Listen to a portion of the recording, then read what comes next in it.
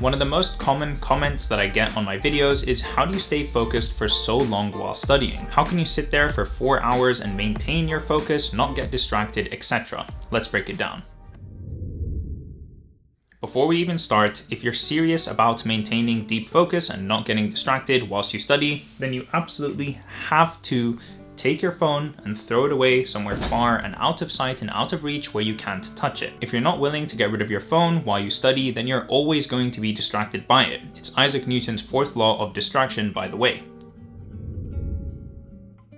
The first thing I do, which I think is really easy and often overlooked by other students, is just getting everything that you might need over the course of your study session and putting it on your desk before you sit down. That way you have no reason to leave your desk and get distracted somewhere else in the house or the library or wherever you are. Common things I get are a lot of coffee or tea or sparkling water, whatever it is that I want to drink to keep me going throughout the session. Then of course, snacks are essential as well for when I start to get peckish. I usually have some fruit with me, apples, tangerines, bananas, grapes, whatever. And then for example, let's say you need to do a bunch of writing with lots of different colored pens for flowcharts or diagrams or something like that. Before you sit down, get your ruler, get your calculator, get your pens, your pencils, everything that you need within an arm's reach. If you need to at some point start using a textbook, then get that and put it on your desk as well, all from the very beginning. That way when you sit down, you're in the studying zone with everything you need around you and you have no reason to get up, wander and get distracted somewhere else. Personally, for me, when I'm studying, I find that any time that I get up and off of my desk, that's when prime distraction hits. You know, my sister will come out of her room and she'll be like, "Hey Nasser, want to chill for 5 minutes?" Or I'll be tempted to check my phone or whatever. I just won't want to sit back down. And so the longer I can keep myself on my desk, the better I'm going to do over the long run. This honestly might be my hidden superpower. It's like a productivity hack that I swear nobody uses. Before any study day I have, the night before or the day before, I always decide what it is that I'm going to be doing the next morning. That way, when I wake up, I brush my teeth, I have my breakfast, I chill and watch a YouTube video, whatever. I'm not thinking about studying. I'm not worried about what I'm going to be studying. I'm just completely chill, relaxing and enjoying myself. Then, when I sit down at my desk and it's time to get studying, I just check my schedule or my plan and I look at what I told myself I was going to do the day before or the night before or whatever. This immensely reduces the decision fatigue around what should I study, when should I start, how long is it going to take me, how long should I sit down for. I just sit down and I study for a 4-hour block. This reduction in the amount of time that I need in order to get studying makes studying easy and effortless, and beginning studying is often the hardest part. So if you can have these tips and tricks to sort of get you in that beginning zone, then the rest will just take care of itself.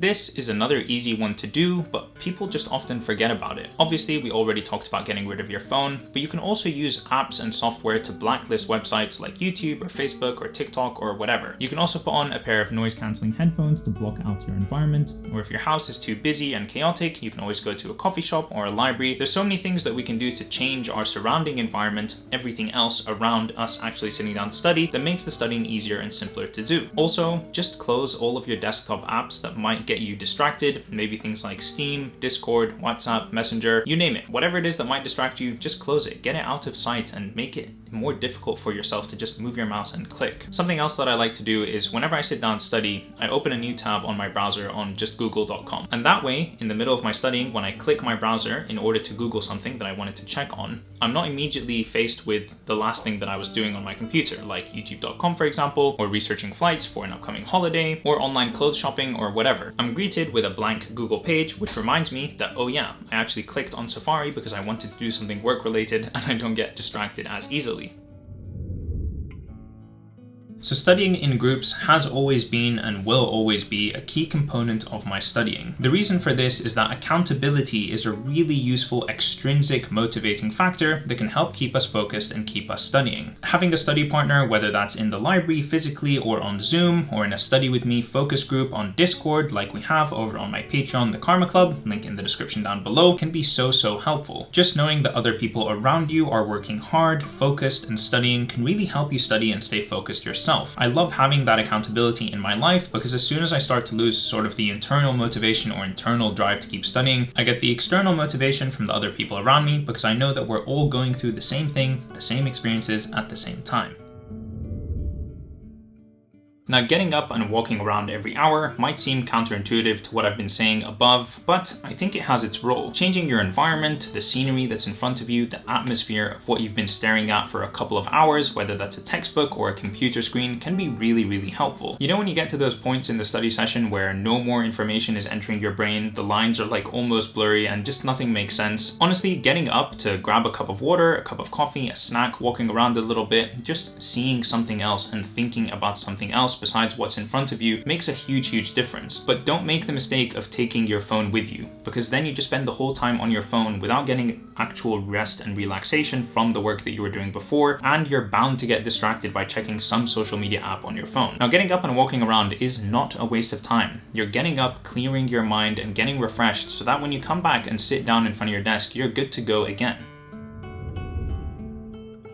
Honestly, having a plan probably should have gone further up in my list. Plans are my best friend, and if you don't already make plans for your studying, please start. I promise you're not going to regret making one, and it just helps make life so much easier. If at the beginning of your day you make a skeleton or an outline of what you're going to be doing that day and what you're hoping to achieve by 1 hour of work, by 2 hours of work, etc., it can A, help you stay on track, but also B, motivate you as you complete those smaller tasks. And breaking up your bigger day into those smaller tasks and pieces makes them much more manageable to do. I always say that I couldn't be nearly as productive as I am without planning. It helps me so much, and if you don't already make them, I'd highly recommend you give it a go. And alright, that is it. Those are my 5 best tips for maintaining deep focus. I hope that you've enjoyed this video and happen to take 1 or 2 valuable things away from it. If you're interested in joining a community of like-minded people who are all hardworking, caring, and supportive of each other with live study with me's, random conversations, meme exchange, and chats or whatever, check out the Patreon link in the description down below, join the Discord server, and become part of the Karma Club family. And that's it for me. I'll catch you in the next one. Peace.